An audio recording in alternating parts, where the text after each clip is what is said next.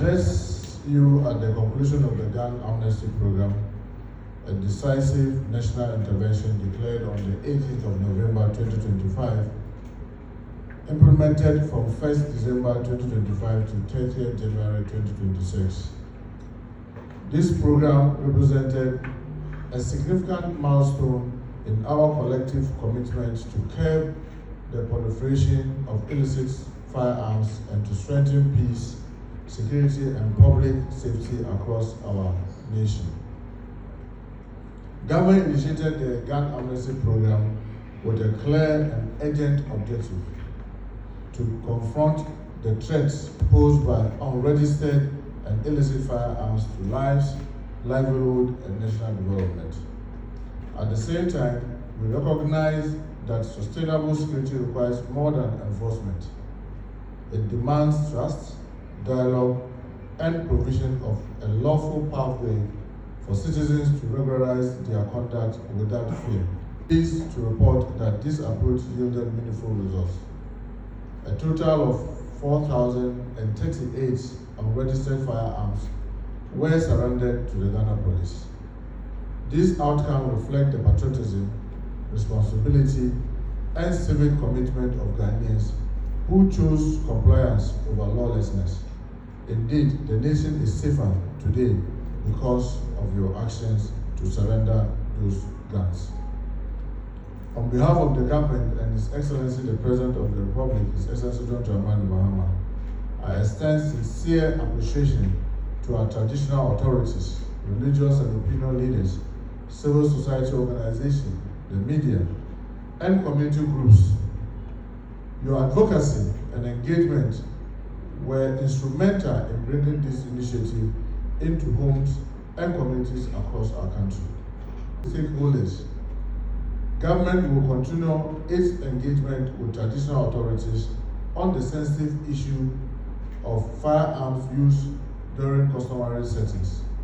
Our objective is clear: to ensure that cultural practices are preserved while adhering strictly to safety and legal standards. This will include improved marking, tracing, and training for authorized ceremonial firearm users. We also call on licensed arms dealers to uphold the highest standards of professionalism and strict compliance with the law. Let it be known that any abuse of the licensing regime will attract decisive sanction. The conclusion of the Gun Amnesty Programme marked not an end, but a transition from voluntary compliance to full and robust enforcement of the law. The amnesty was a temporary window of grace. That window is now closed. Registration processes are ongoing for individuals who declared firearms during the program. Support subject to background checks, because you surrendered it, you were not arrested. Yes, some wanted to still have it, but we need to subject that to our own procedures. So we'll do the background check. You have to be trained to be sure that you are competent to handle the guns, and strict qualification criteria. So registration will not be automatic. With the expiration of the amnesty, security agencies will intensify intelligence-led operations, targeted searches and sweeps, surveillance of criminal networks. All illicit firearms will be confiscated, and offenders will face arrest and prosecution in accordance with the law. An informant reward system will be activated to encourage citizens to provide credible information on illegal firearms. Government is also strengthening border control to combat the trafficking of illicit arms, ensuring a comprehensive and sustained response to the threat. Fellow citizens, the success of the Gun Amnesty Programme demonstrates that when given opportunity and information, Ghanaians will choose responsibility. However, sustaining this program demands continual vigilance and collective action. I urge all citizens to remain law-abiding, support security agencies with credible information, reject silence in the face of illegality. Peace is not mere the absence of conflict. It is the presence of safety, trust, and respect for human life. Ghana's future must not be compromised by illicit arms. Our children deserve classroom, not fear. Our communities deserve safety, not violence. As part of the post-amnesty measures, government will organize the 8th armed destruction ceremony on Thursday, 9th of July 2026 at the police depot, Tesame, Accra at 10 a.m. At this event, over 2,000 seized and surrendered firearms will be destroyed. Let me also emphasize that the private security organizations are prohibited from possessing or using firearms in accordance with Regulation 13 of LI 1571. What we've noticed is that people come forward to register private security organizations. We grant them the permission, then they take individuals within their organization to register firearms as though they are using it for self-protection. Then they ended up using them for the organization. The nation is allowed to operate with firearms. So you cannot use your personal arrangement that has been granted you for personal protection to now use it to operate the organization. That is infringing the law, and we will adhere to the law and enforce it very strictly. In conclusion, I want to commend all institutions and stakeholders whose dedication ensured the success of this program. As we move forward, let us consider these gains and renew our shared commitment to building a safer, more peaceful, and gun violence-free Ghana. Before I conclude, finally, let me also state that we have seen a new trend, very worrying and disturbing. The very affluent that come forward to register sidearms or firearms are now using them to commit suicide. In the last 2 months, we've seen increase in such individuals committing suicide with firearms that are registered. Because of that, from this afternoon, all permits that have been granted to any individual that you are holding a sidearm or firearm is hereby revoked. We are revoking that, and we are opening a window where everyone will have to come forward again to register or to re-register the gun, because we've changed the procedure. We've realized that there's a short gap in the registration procedure that we'll be using. Some will say that why not wait till December? In 6 months, we could still save a lot more life.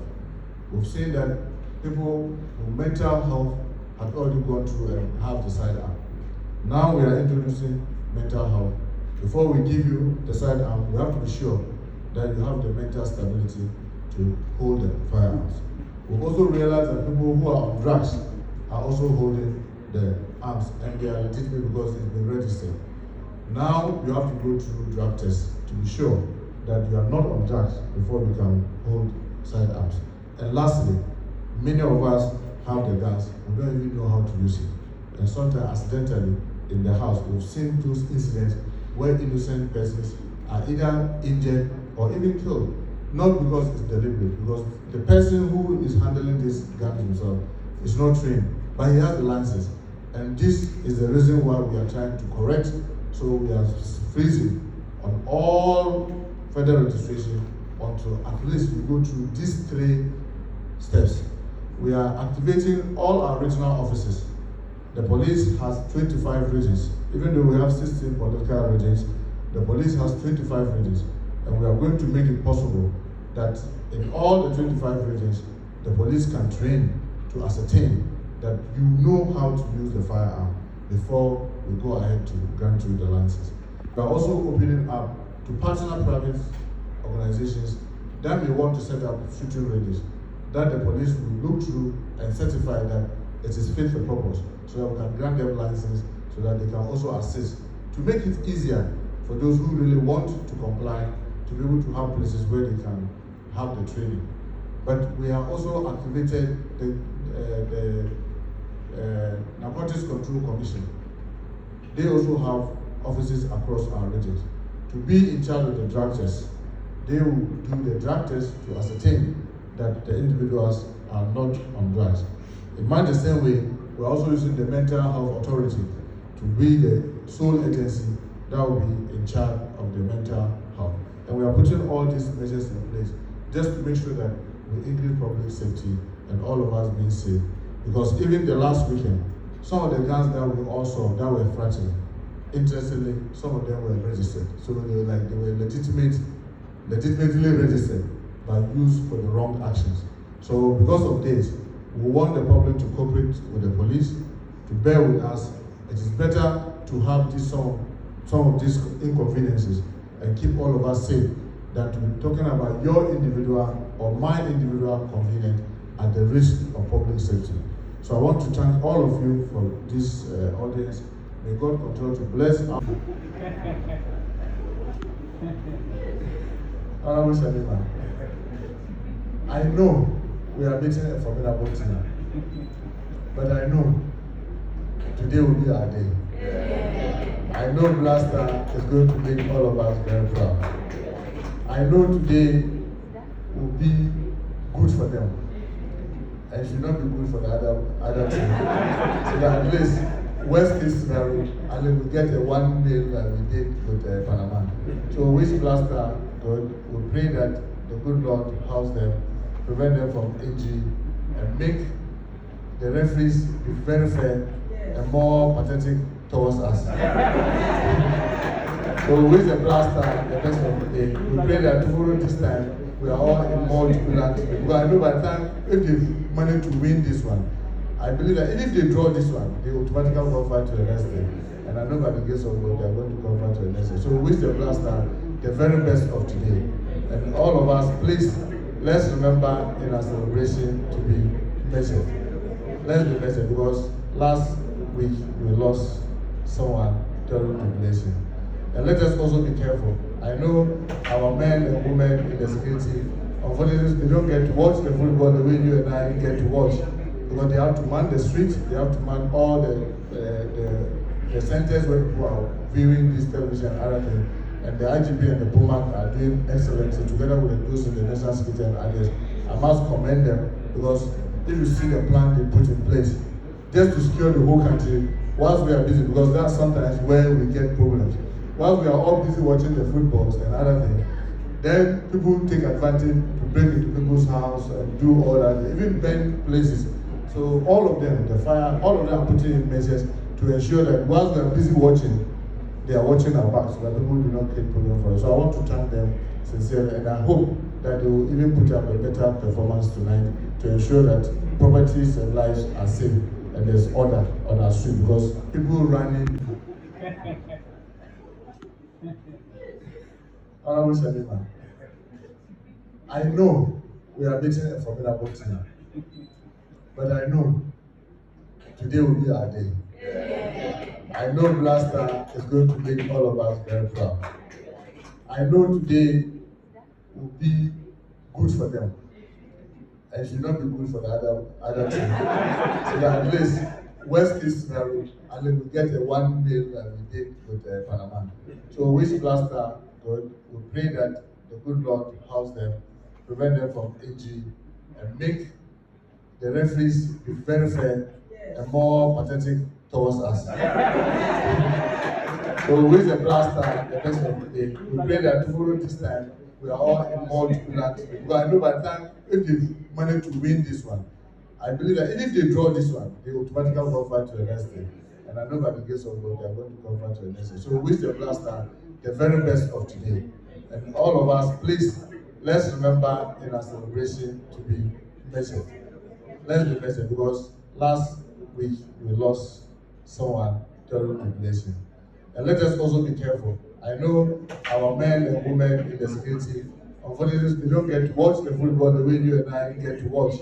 Because they have to man the streets, they have to man all the centers where people are viewing this television and other things. And the IGP and the POMAC are doing excellently together with those in the national security and others. I must commend them because if you see the plan they put in place, just to secure the whole country whilst we are busy, because that's sometimes where we get problems. Whilst we are all busy watching the footballs and other things, then people take advantage to break into people's house and do all that, even burn places.